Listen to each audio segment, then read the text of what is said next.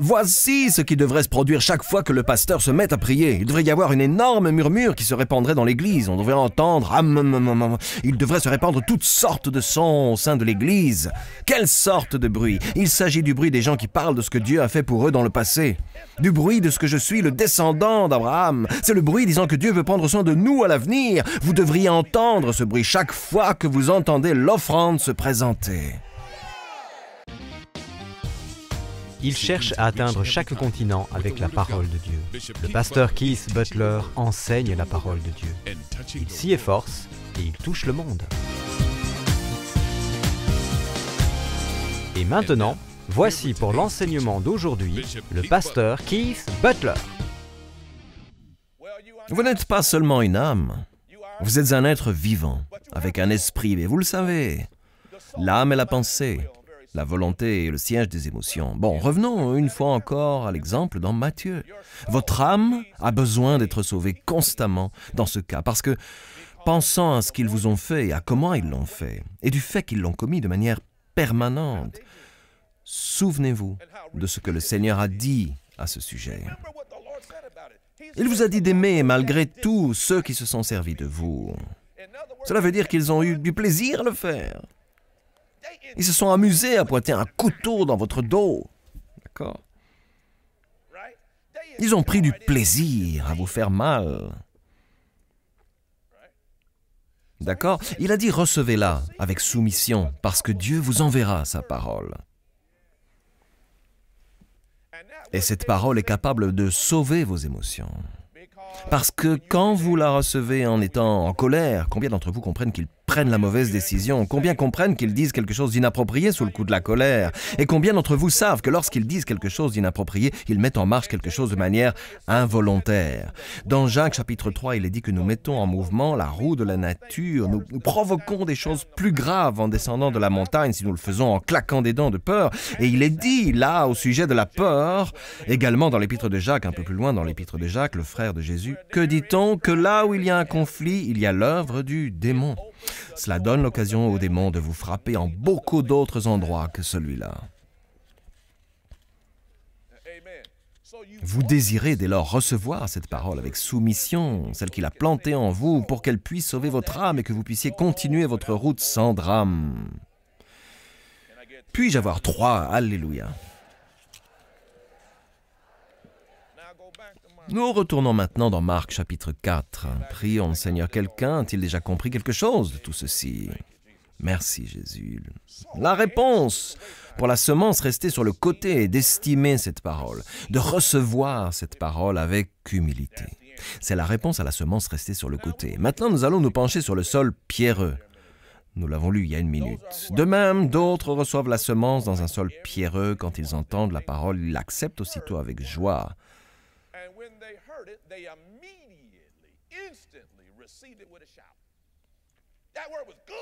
Cette parole était bonne. Prions, Seigneur. Ils ont commencé à crier, ils ont commencé à danser, les mains en l'air. Prions, Seigneur, pour cette bonne parole. Mais, continuons la lecture. Ils l'ont accepté avec joie. Ils sont les hommes d'un moment. Ils ont donc reçu quelque peu la parole et peuvent en prendre une petite partie, tout en laissant passer le temps, mais pas pour longtemps. Remarquez la première partie du verset 17. « Mais ils n'ont pas de racine en eux-mêmes. » Donc, ils entendent la parole, mais ils n'ont pas de profondeur. Luc fait un meilleur boulot avec ce cas-ci. Allons dans Luc chapitre 8 et voyons ce qu'il dit du sol pierreux. Aucun de vous n'a envie d'être un sol pierreux. J'ai dit aucun de vous n'a envie d'être un sol pierreux, non? Nous ne voulons pas rester sur le côté et nous ne voulons pas être pierreux, mais je vais vous raconter qu'il existe des églises remplies de gens au terrain rocailleux. Elles en sont remplies, elles en sont saturées. En réalité, chaque personne dont vous savez qu'elle était croyante et qui a rechuté avait un terrain pierreux. C'est une des choses qui leur est arrivée à coup sûr. Dans Luc chapitre 8, cette fois, nous nous penchons sur le verset 6. Jésus a dit « Une autre partie tomba sur un sol pierreux. Quand elle eut poussé, elle sécha parce qu'elle manquait d'humidité. » Il dit que cette semence n'avait aucune profondeur, elle n'avait aucune racine parce qu'elle n'avait pas été arrosée. Je vais vous donner un autre exemple. Aux États-Unis, à l'exception des conférences d'outre-mer, mais ici aux États-Unis, nous avons de grandes pelouses. D'accord. Et si vous voulez installer une pelouse autour de votre maison, vous avez deux possibilités pour le faire. Dans les deux cas, elles nécessiteront de l'humidité. Une façon, c'est, bien sûr, vous avez un terrain stérile, vous avez un appareil qui s'appelle un épandeur et vous versez les semences d'herbe dans l'épandeur. Et pendant que vous marchez, il y a un ventilateur circulaire qui se trouve en dessous et qui répand la semence comme Dieu le fait. Il répand la semence partout où vous marchez, de sorte que vous finissez par avoir de la semence dans tous les endroits où vous marchez. Eh bien, ça ne suffit pas. Cette semence qui reste au-dessus du sol n'est pas assez bonne. Qu'est-ce que vous allez devoir faire? Eh bien, vous sortez le tuyau d'arrosage, d'accord? Et que faites-vous? Vous aspergez ce sol avec de l'eau. Et à propos, à quelle fréquence allez-vous l'arroser avec de l'eau? Vous ne pouvez pas l'arroser une fois et dire « j'ai mis de l'eau sur le sol, c'est bon ». Pourquoi? Parce que vous savez que le soleil se lève chaque jour et que l'humidité que vous avez fournie doit être renouvelée. D'accord? Vous devez donc l'arroser. Que se passe-t-il quand vous arrosez une semence? La semence a été scientifiquement développée par Dieu de telle sorte que quand elle reçoit de l'humidité, elle s'ouvrira et commencera le processus d'une composition chimique nommée terre. Et si vous l'arrosez au maximum, ce qui va se passer est que cette semence va alors s'enfoncer et s'accrocher à ce qu'elle considère comme sa demeure définitive. Et elle s'enfoncera de plus en plus profondément, de plus en plus profondément, de plus en plus profondément, et s'enfoncera dans le sol. Tout d'abord, je vais utiliser un autre exemple. Ça vous aidera à mieux percevoir ceci. Vous pouvez aussi faire une pelouse en prenant ce qu'on appelle une motte. D'accord? Il y a déjà des pousses d'herbe à certains endroits. Elles ont été retournées et on les a amenées avec un tracteur. On divise le terrain en 4 carrés, on les dispose sur le sol et on assemble évidemment chaque portion. Il faut encore, quand même, arroser les mottes. D'accord? Vous avez déjà remarqué que si on arrose les mottes depuis seulement quelques jours, il vous suffit de donner un coup de pied dedans pour constater qu'il n'y a pas de racines.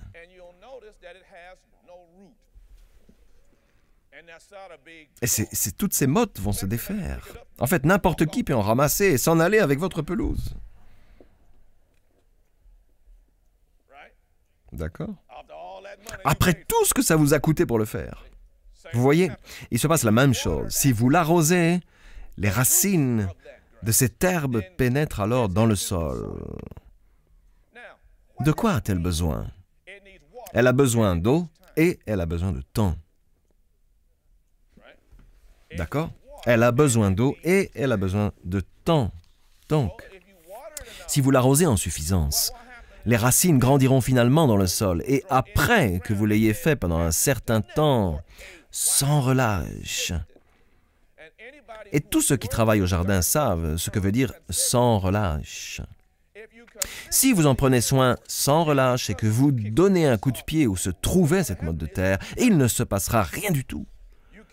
Vous pouvez y donner un coup de pied parce que les racines ont pris. Vous pouvez essayer de vous acharner. Oui, si vous avez le temps, vous pouvez faire l'effort. Je veux dire, vous allez devoir utiliser une pelleteuse ou une pelle ou autre chose pour pouvoir creuser. Parce que lorsque la structure de cette racine s'enfonce de façon suffisamment profonde, vous ne pouvez rien y changer, les amis.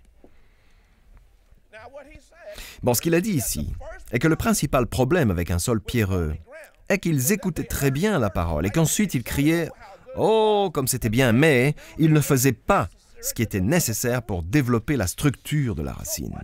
Alors que devez-vous faire? Comment arrosez-vous la semence que Dieu plante dans votre cœur?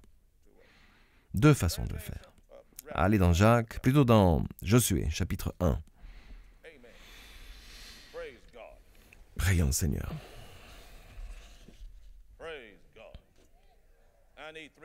Et il me faut 3, priez le Seigneur.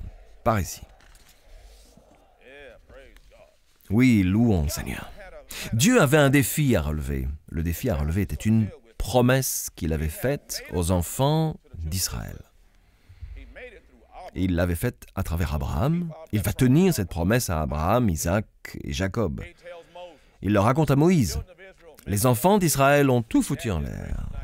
Cette génération-là n'arrivera pas à la terre promise. Une nouvelle génération arrive. Dieu doit les faire passer à travers la terre promise. La terre promise, d'ailleurs, n'est pas dépourvue d'individus. Il y a toutes sortes de gens là-bas. Il y a des géants dans le coin, des Hittites, des Jébusites, des Amorites, et beaucoup d'autres groupes de personnes, tous hostiles vis-à-vis des enfants d'Israël, et tous refusent de céder leur pays juste parce que vous êtes arrivés et en avez décidé ainsi. Ils vont se battre, d'accord? Alors, il a trouvé un nouveau chef. Les gens étaient habitués à Moïse. Quand on est habitué à un chef, cela prend du temps de passer à un autre. Surtout s'il s'est produit des événements importants avec le premier. Moïse, c'est la mer Rouge coupée en deux. C'est l'eau qui sort du rocher, c'est le don du ciel. Je pense à ce genre d'événement, d'accord? Donc, Josué doit marcher avec les chaussures de Moïse. Ce n'est pas facile.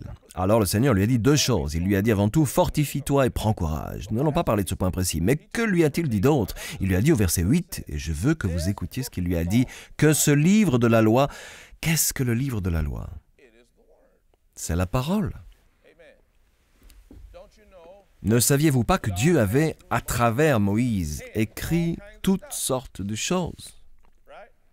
D'accord? Moïse avait noté la parole.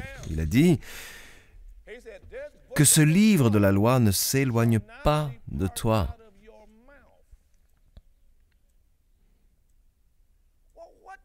Bon, qu'est-ce que ça signifie, ne s'éloigne pas de toi? Notez bien cela. Parce que je peux vous prouver dans différents endroits de la parole que la Bible n'a pas été écrite pour être lue en silence. L'idée n'a jamais été que vous la gardiez sur vos genoux, bouche fermée, en la lisant. La Bible a été écrite pour être dite. Il va y avoir un exemple. Je vais vous montrer 2 exemples de plus pour vous l'expliquer. Car ça a été écrit pour que vous la lisiez à voix haute. Il a dit que ce livre de la loi ne s'éloigne pas de toi. Autrement dit, je veux que tu lises à voix haute ma parole que j'ai dite en permanence à Moïse.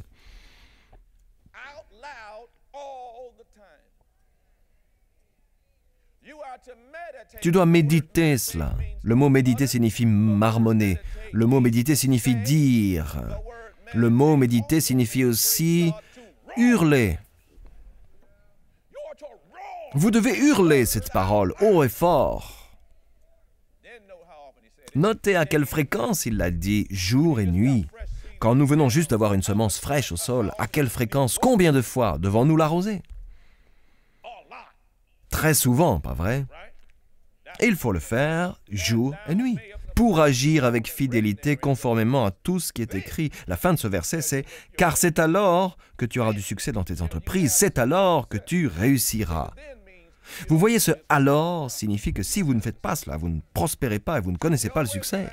La seule façon pour que cela arrive est de libérer une puissance surnaturelle, et elle sera libérée à la condition que vous lisiez haut et fort ma parole. Souvenez-vous que le tout premier endroit où ils sont allés a été Jéricho. Jéricho est une ville invincible, fortifiée, et Josué se trouvait en dehors d'une ville fortifiée. Et c'est un grand désavantage en temps de guerre. Lorsque votre ennemi est en train de vous tirer dessus, quand vous devez essayer de l'attraper d'en bas, vous n'avez pas envie de faire ça. Vous voulez être positionné sur les hauteurs. Amen. Il se trouve donc dans une position militaire désavantageuse. Et le Seigneur lui a dit de faire quoi? Il lui donne sa parole. Il lui dit ce qu'il doit faire. Josué le dit à ses généraux. Il marche le long des remparts. Mais nous savons aussi ce que Josué faisait d'autre. Pendant qu'il marchait le long des remparts, Josué lisait à voix haute la parole à ses généraux. Est-ce que vous m'entendez? Et finalement, sa dernière parole issue de Dieu, c'est « Criez, car le Seigneur vous a donné la victoire. » Eh bien, il a crié pendant tout ce temps. Et ce qu'il criait, c'est que la parole lui disait, c'est « Quel que soit l'endroit où tu poses le pied, il t'appartient, Josué. C'est le pays d'Abraham. » Alléluia. Quand ils se sont mis à crier, ce n'était pas le cri qui a fait tomber le mur, mais la puissance de Dieu. La parole est la puissance de Dieu. Est-ce que vous m'entendez? Et oui, il devait lire la parole à voix haute.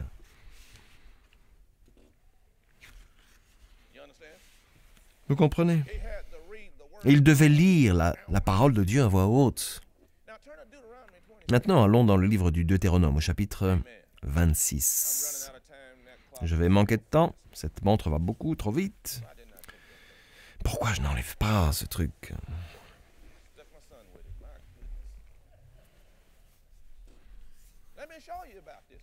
Je vais vous expliquer ça. La Bible n'a jamais eu pour but d'être lue en silence. En fait, Dieu n'a jamais voulu que vous agissiez en silence. Il a dit que vous étiez quoi? Dans le livre de la Genèse, chapitre 1, versets 26, 27, 28, « Faisons l'homme à notre image, à notre ressemblance. » En d'autres termes, faisons l'homme comme nous. Eh bien, comment est Dieu? Il a contemplé le vide des ténèbres et il a dit qu'il y ait de la lumière. Et il y eut de la lumière. Qu'il y ait de l'eau. Et il y eut de l'eau. Qu'il y ait des luminaires dans l'étendue du ciel. Et il en fut ainsi. Dieu a dit tout ce qu'il souhaitait et dès lors la puissance a donné suite à ce qu'il avait dit. Et il a dit que nous étions faits de la même façon. Maintenant, dans le Deutéronome au chapitre 26, Deutéronome chapitre 26, il va même leur expliquer comment faire une offrande. Voici Deutéronome chapitre 26. « Lorsque tu seras entré dans le pays que l'Éternel ton Dieu te donne en héritage, lorsque tu le posséderas et il sera installé, nous parlons de la terre promise ici. Tu prendras les premiers de tous les produits que tu retireras du sol. C'est leur impôt. Il s'agit bien sûr d'une population rurale, donc ce sera le fruit de la terre. Pour vous, ce serait un peu comme l'addition chez General Motors. La même transaction, voyez? Dans le pays que l'Éternel ton Dieu te donne, tu les mettras dans une corbeille et tu iras à l'endroit que l'Éternel ton Dieu choisira pour faire résider son nom. Ça pourrait être, pour eux c'était le temple, pour nous ça pourrait être l'église. Tu te présenteras au prêtre alors en fonction et tu lui diras, et tu lui diras, je déclare, autrement dit, je confesse, je dis, je déclare aujourd'hui à l'Éternel ton Dieu que je suis entré dans le pays que l'Éternel a juré à nos ancêtres de nous donner. Le prêtre prendra la corbeille de ta main et la déposera devant l'autel de l'Éternel ton Dieu. Tu prendras encore la parole et tu diras devant l'Éternel ton Dieu, « Mon ancêtre était un Araméen nomade. » C'était Abraham. Il est arrivé en Égypte, autrement dit, il a dit, « Je veux vous dire ce qui s'est passé. Je veux vous expliquer ce que j'ai dit à Abraham. » Que je lui ai fait une promesse. Comment ça s'est accompli? C'est là où vous êtes aujourd'hui et que j'ai fait en sorte que cela s'accomplisse. Ou encore, je veux vous confesser, vous dire et déclarer. Il s'agissait de l'offrande. Je n'ai pas le temps de tout vous lire, mais nous lisons le verset 10. Je voudrais vous encourager à le lire avant d'aller vous coucher ce soir. Maintenant, voici que... Il continue de parler tout ce temps-là, d'accord? J'apporte les premiers produits du sol que tu m'as donnés, Éternel. Tu les déposeras devant l'Éternel ton Dieu et tu adoreras l'Éternel ton Dieu, puis tu te réjouiras. Vous êtes censé parler de la manière dont Dieu vous a mené à la terre promise, de la manière dont Dieu a pris soin de vous dans le passé et de comment vous êtes les descendants et les héritiers d'Abraham conformément à la promesse. Amen. Et que vous êtes censé présenter cette offrande et censé à chaque offrande. Savez-vous ce qui peut se passer dans l'Église? Ce n'est pas que le prêtre soit là, debout, avec une enveloppe, qu'il incline la tête et que chacun reste silencieux et prie. Et ce n'est pas ça ce qui peut se passer. Ce qui devrait se produire à chaque fois que le prêtre se lève pour prier, c'est un grand murmure qui se répandrait dans l'église. On devrait entendre on devrait entendre toutes sortes de bruits se diffuser dans l'église. Quel est ce bruit? C'est le bruit d'un peuple qui parle de ce que Dieu a fait pour lui dans le passé. C'est le bruit du fait que je suis le descendant d'Abraham. C'est le bruit témoin de ce que Dieu prendra soin de nous dans le futur. Il devrait y avoir ce bruit chaque fois que vous présentez l'offrande. Oh, il y a plus même. Terminons avec le verset 15. « Regarde depuis ta demeure sainte, depuis le ciel, et bénis ton peuple, Israël. » Vous allez dire, oui, mais ils étaient les enfants de Dieu. Et vous, vous êtes qui? Eh bien, ils étaient les descendants d'Abraham. Et vous, vous êtes qui? Dans l'Épître aux Galates, chapitre 3, verset 29, « Si vous appartenez à Christ, vous êtes quoi? » Alors, chapitre 27, dans le Deutéronome, prions le Seigneur, verset 11. « Le même jour, Moïse donna cet ordre au peuple. Lorsque vous aurez passé le Jourdain, Siméon, Lévi, Judas, Issachar, Joseph et Benjamin se tiendront sur le mont Garizim pour bénir le peuple, tandis que Ruben, Gad, Aser, Zabulon, Dan et Nephtali se tiendront sur le mont Ebal pour prononcer la malédiction. » Observez bien ceci. Et ils n'en reviennent pas. Si vous veniez avec moi en Israël d'année en année, vous verriez ces deux montagnes. Ces deux montagnes se trouvent l'une à côté de l'autre. Dieu a séparé les enfants d'Israël. Il avait bien sûr 12 tribus, 6 et 6. Il a placé 6 d'entre elles sur une montagne et les 6 autres sur l'autre montagne. Une des tribus, au chapitre 27, a pris la parole. Nous lisons les mots suivants. « Les Lévites prendront la parole. Ils diront d'une voix haute à tout Israël. Ils vont annoncer les malédictions. » Tout ce que Dieu avait dit à Moïse. Autrement dit, la parole de Dieu, si tu n'obéis pas à l'Éternel, ton Dieu, nous aimons tous le chapitre 28. Si tu obéis à l'Éternel, ton Dieu, en respectant et en mettant en pratique tous ces commandements que je te prescris aujourd'hui, l'Éternel, ton Dieu, te donnera la supériorité sur toutes les nations de la terre. Voici toutes les bénédictions qui se déverseront sur toi et seront ton lot. Nous les connaissons, tu seras béni dans ta ville et dans les champs, ta corbeille sera bénie, le produit de ton sol et ton troupeau seront bénis, tu seras béni à ton arrivée et ton départ. L'Éternel ordonnera à la bénédiction d'être avec toi dans tes greniers, dans toutes tes entreprises. Ils sortiront contre toi par un seul chemin et c'est par 7 chemins qu'ils fuiront devant toi. Tu prêteras à beaucoup de nations et tu ne feras pas d'emprunt. Ces faits n'ont pas été accomplis en silence. Tout cela a été lu à voix haute. La parole de Dieu a été lue à voix haute et les gens devaient dire ce que le prêtre disait. La parole de Dieu n'a jamais été conçue pour être lue en silence. Dans l'Épître aux Romains, chapitre 10, verset 17, on dit « Ainsi la foi vient de ce qu'on entend, et ce qu'on entend vient de la parole de Dieu. » Donc quand vous lisez la parole de Dieu à voix haute, vous arrosez votre semence. Dieu vous dépose des semences chaque jour. Et il vous incombe de l'arroser chaque jour. Ne laissez pas cette semence s'assécher. Ne laissez pas l'ennemi venir et s'en emparer parce que vous n'obtiendrez une récolte que lorsque la semence sortira de terre. Maintenant, je vais conclure avec 2 choses. J'y reviendrai dimanche. J'ai confiance en ce que vous assisterez aux 2 services. 2 choses que vous ne voulez pas manquer. La première, c'est que si vous êtes en situation de récolter quoi que ce soit, vous ne pouvez récolter quelque chose que si une semence a été plantée, n'est-ce pas, Denis? D'accord? Sais-tu ce que pensent certains chrétiens, Denis? Ils prient, crient, confessent, et passent 3 jours sans manger pour obtenir une récolte, alors qu'ils n'ont jamais planté aucune semence. Prions, Seigneur. Vous voyez, la prière est particulièrement efficace quand vous reconnaissez Jésus-Christ comme votre Seigneur et votre Sauveur. Les Saintes Écritures disent que Dieu nous a tant aimés qu'il a donné son Fils unique. Et vous vous demandez, comment puis-je me joindre à lui? Comment puis-je renaître? Comment puis-je me régénérer? Eh bien, tout ce que vous devez faire, c'est prier avec moi. La Bible dit dans l'Épître aux Romains, chapitre 10, verset 9, « Si de ta bouche tu confesses que Jésus est Seigneur, et si dans ton cœur tu crois que Dieu l'a ressuscité des morts, tu seras sauvé. Le verset suivant dit, en effet, croire dans son cœur conduit à la justice, et confesser de sa bouche conduit au salut. Et enfin, il dit au verset 13, en effet, quiconque invoquera le nom du Seigneur sera sauvé. Priez maintenant avec moi. C'est bien, penchez la tête. Et priez bien fort de tout votre cœur avec moi, cher Père Céleste. C'est ça. Maintenant, priez avec moi, cher Père Céleste, au nom de Jésus. Je crois que Jésus-Christ est le Fils de Dieu,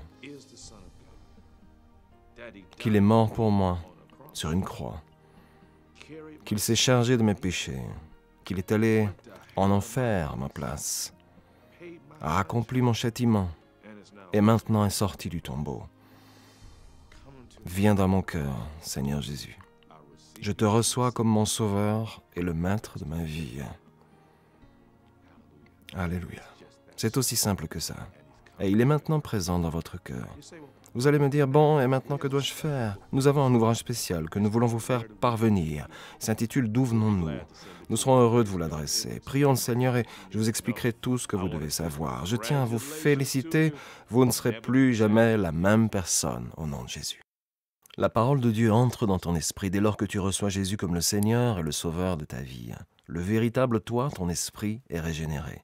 Cela signifie que tu es maintenant une nouvelle création dans le Christ qui, après Dieu, est créé dans la vertu et la vraie sainteté. Ce procédé provoque un changement immédiat dans ton esprit et dans ton cœur. Toutefois, pour continuer ce procédé de changement, tu dois ranger tes anciens habits et apprendre comment cheminer dans ta nouvelle vie avec Dieu en commençant ta journée en prière avec le Père. Une simple prière de louange et d'action de grâce t'aide à consolider ta relation avec Dieu. Remercie-le pour son amour, sa confiance, sa patience, sa tendre bonté, sa paix, son pouvoir de guérison, sa protection face au danger, son indulgence, sa sagesse et son aide pour cette journée. Assure-toi tous les jours de prendre le temps de lire la parole de Dieu. Tout comme ton corps de chair a besoin de nourriture, ton esprit nécessite la nourriture de la parole de Dieu. Veuillez s'il vous plaît prendre note de l'adresse sur votre écran. De la sorte, nous pouvons vous envoyer ce petit livre très important. Il contient une abondance d'informations dont vous aurez besoin maintenant que vous avez décidé d'accueillir le Seigneur dans votre cœur et de continuer votre chemin avec Dieu. Finalement, il est important que vous aussi preniez le temps de trouver un lieu de culte et que vous entreteniez des relations avec d'autres croyants. Nous prions pour vous, afin que le Dieu de notre Seigneur Jésus-Christ, le Dieu de gloire, puisse vous donner l'esprit de sagesse et de révélation dans la connaissance de lui. Le programme d'aujourd'hui a-t-il été une bénédiction pour vous? Ce que vous avez entendu n'était qu'une partie de son puissant message. Vous pouvez commander la totalité du service d'aujourd'hui sur CD, DVD ou par DVD sous-titré MP3 ou MP4. Il suffit simplement de visiter notre boutique en ligne sur www.keithbutler.org ou d'envoyer un courrier à l'adresse inscrite sur votre écran ou de nous appeler. Commandez ce livre aujourd'hui pour vous-même, un membre de votre famille ou un ami et laissez la parole de Dieu commencer à agir dans votre vie dès maintenant.